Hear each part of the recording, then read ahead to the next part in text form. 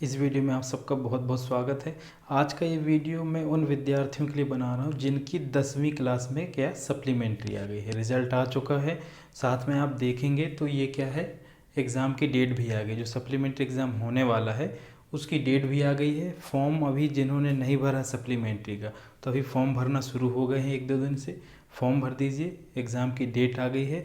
आपका जिनकी गणित में सप्लीमेंट्री है उनका एग्ज़ाम कब होगा, 16 सितंबर 2020 को, और आज है 2 अगस्त है। तो यानी आपके पास 1.5 महीने का टाइम है।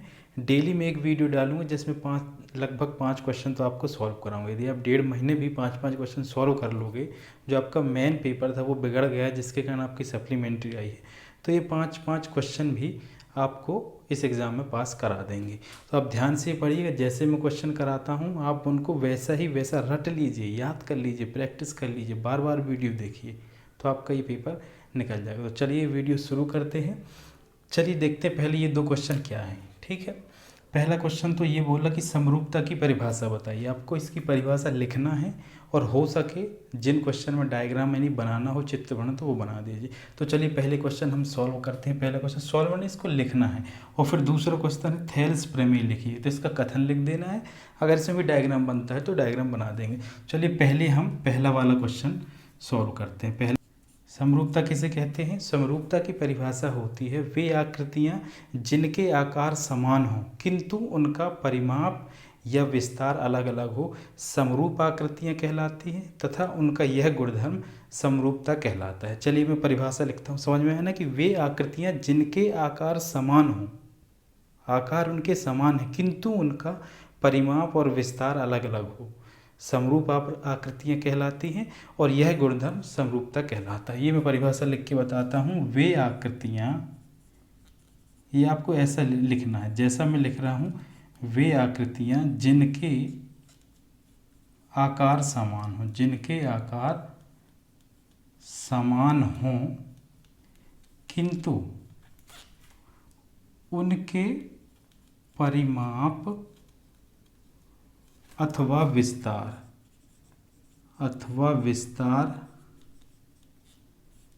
अलग अलग हों,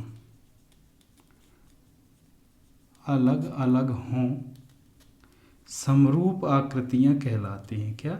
समरूप आकृतियाँ कहलाती हैं, तथा उनका यह गुणधर्म समरूपता कहलाता है। उनका यह गुणधर्म समरूपता कहलाता है।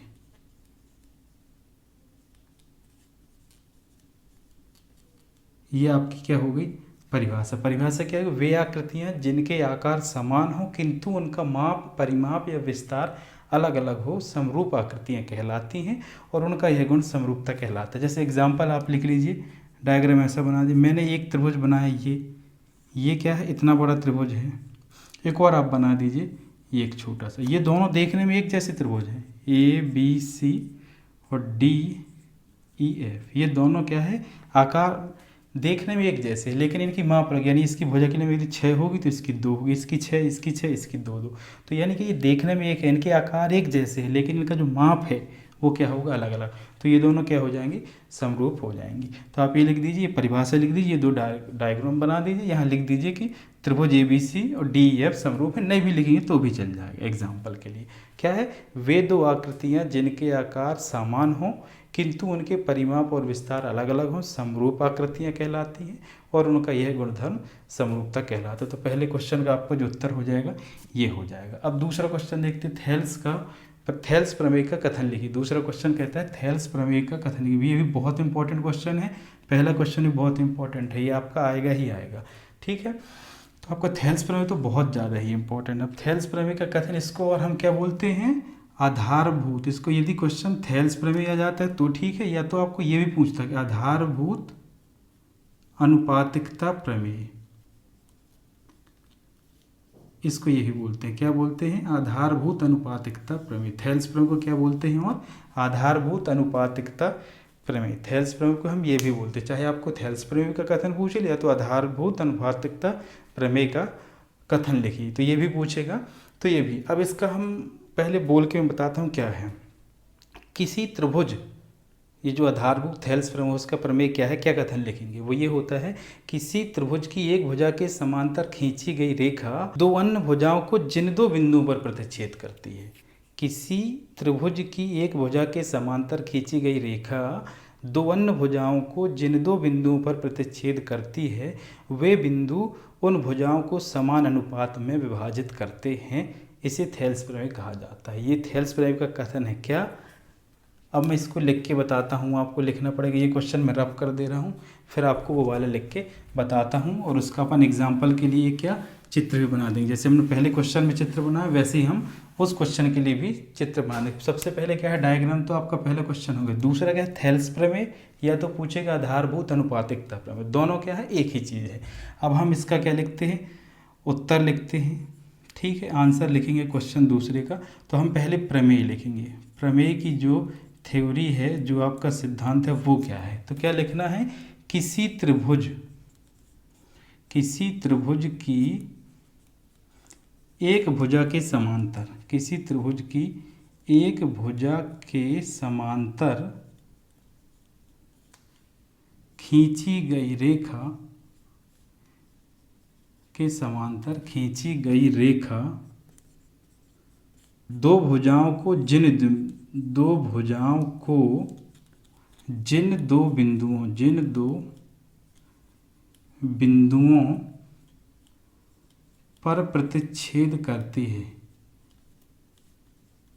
जिन दो बिंदुओं पर प्रतिच्छेद करती है, वे बिंदु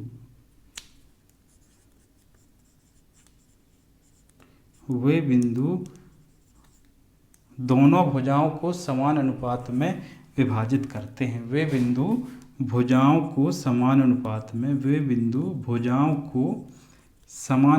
विभाजित करते हैं, समान अनुपात में विभाजित करते हैं। ये आपका हो गया दूसरा क्वेश्चन, थेल्स प्रमेय को विभाजित करते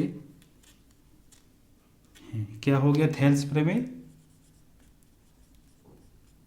या तो आधारभूत अनुपातिकता प्रमेय, क्या किसी त्रिभुज की, अब जैसे मैं एग्जांपल ले रहा हूँ, मैंने एक त्रिभुज बना दिया, आपको ये देख देख करोगे तो आपको समझ में आएगा। किसी त्रिभुज, ये मैंने क्या बना लिया, एक त्रिभुज बना लिया। किसी त्रिभुज की एक भुजा, ये मेरा ABC हो गया, एक भुजा ये हो गई।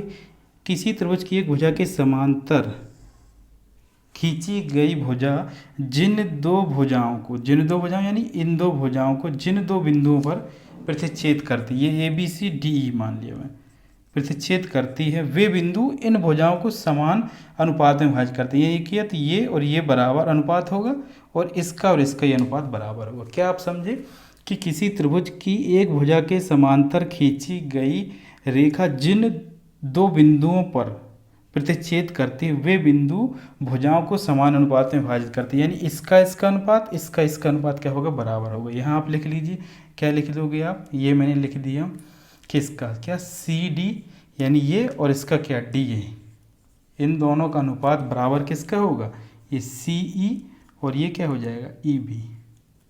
ये आपका थेल्स प्रमेय हो गया। क्या हो गया, किसी त्रिभुज की एक भुजा के समांतर खींची गई रेखा अन्य भुजाओं को जिन दो बिंदुओं पर प्रतिच्छेद करती है, वे बिंदु भुजाओं को समान अनुपात में विभाजित करते हैं। यानी ये अनुपात बराबर ये अनुपात बराबर ये, CD बटे DA बराबर CE बटे क्या हो जाएगा AB। ये हो जाएगा पूरा थेल्स प्रमेय। तो आपको उत्तर में ये पूरा लिख देना है, और इसके बाद ये डायग्राम बना देना और ये लिख देना। तो ये आपका थेल्स प्रमेय का कथन हो जाएगा, ये पूरा थेल्स प्रमेय हो जाएगा। तो ये दो क्वेश्चन हो गए हैं। अब देखते हैं हम अगला क्वेश्चन।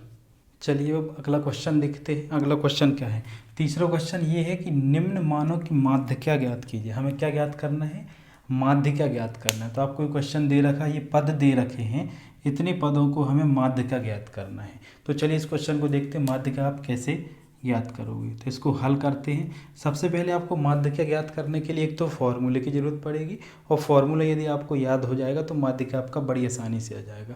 और माध्य का ज्ञात करने से पहले सबसे पहले आपको ये देखना है कि जो भी क्वेश्चन में पद दे रखे हैं, उन पद को हमें क्या बढ़ते या घटते क्रम में लिख लेना है। तो बढ़ते क्रम में क्या, यानी आरोही का। तो हम लिखेंगे सबसे पहले पदों को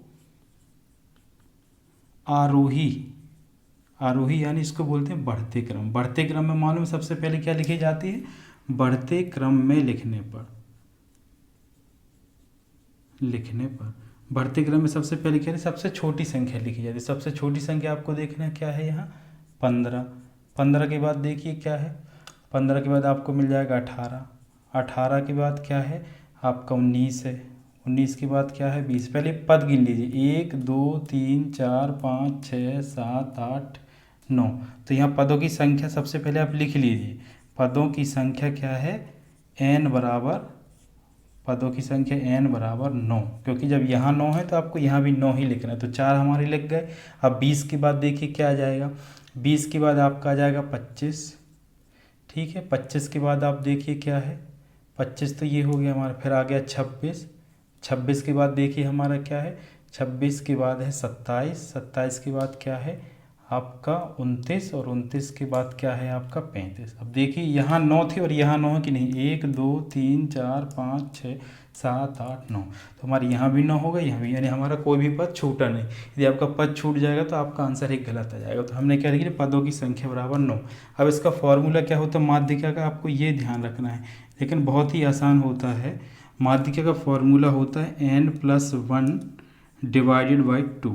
n+1 डिवाइडेड बाई 2 वे पद का मान, यानी जो आंसर आएगा वो वाला पद, वे पद का मान, पद का मान। ठीक है, अभी आपका फॉर्मूला हो गया n क्या है पदों की संख्या, तो पद क्या हो गए आपके 9 हो गए। तो 9 प्लस 1 डिवाइडेड बाई 2, तो क्या हो जाएगा 9 और 1 10 और 2 से भाग देंगे तो क्या आ जाएगा 5। तो आपका वे पद का मान यानी 5वें पद का जो मान आएगा वही आपका क्या हो जाएगा माध्यिका हो जाएगा। तो देखिए 5वां पद क्या है, यहाँ से गिनिए, ये पहला, ये दूसरा, ये तीसरा, ये चौथा, ये 5वां। तो आपका 5वां पद कौन सा हो गया 25वां। तो आपकी माध्यिका क्या हो गई अब 5वें पद का मान, तो 5वां क्या है 25। तो माध्यिका बराबर क्या आ गया आपका 25 आ गया। ये जो फॉर्मूला है उसमें पदवी का मान ज्ञात करना हो, तो 5वां पद आया, 5वें पद का मान 5वां देख लीजिए 1 2 3 4 5, 5वां क्या है 25वां। तो आपका आंसर क्या आ गया माध्यिका इस क्वेश्चन की क्या आ जाएगी 25 आ जाएगी। तो माध्यिका ज्ञात करने के लिए सबसे पहले आपको क्या करना है, जो भी हमारा क्वेश्चन दे रहा है उसको बढ़ते क्रम में लिख लेना है, यानी सबसे छोटी संख्या करते हुए आपको ध्यान रखना कि पदों की संख्या गिन लीजिए, जितने पद यहाँ है वहाँ इतने पद होने चाहिए। फॉर्मूला बहुत सरल है, इसमें आप वैल्यू पुट कर दोगे तो जो आंसर आएगा वही वाला पद जो होगा वही आपका माध्यिका हो जाएगा। तो आपका क्या आएगा 5वां पद 25, तो आपका ये आंसर होगा। तो आज के वीडियो के लिए बस इतना ही। जो भी आपका कोई डाउट हो, अगर 10वीं परीक्षा गणित से संबंधित सप्लीमेंट्री एग्ज़ाम होने वाला तो मुझे इस वीडियो में कमेंट करके बताइएगा। मैं डेली एक वीडियो डालूंगा। यदि वीडियो पसंद आए तो इसको लाइक कर दीजिए, चैनल को सब्सक्राइब कर लीजिए, ऐसे वीडियो के नोटिफिकेशन के लिए घंटी को भी बजा दीजिए। मिलते हैं अगले वीडियो में, तब तक के लिए बहुत बहुत धन्यवाद।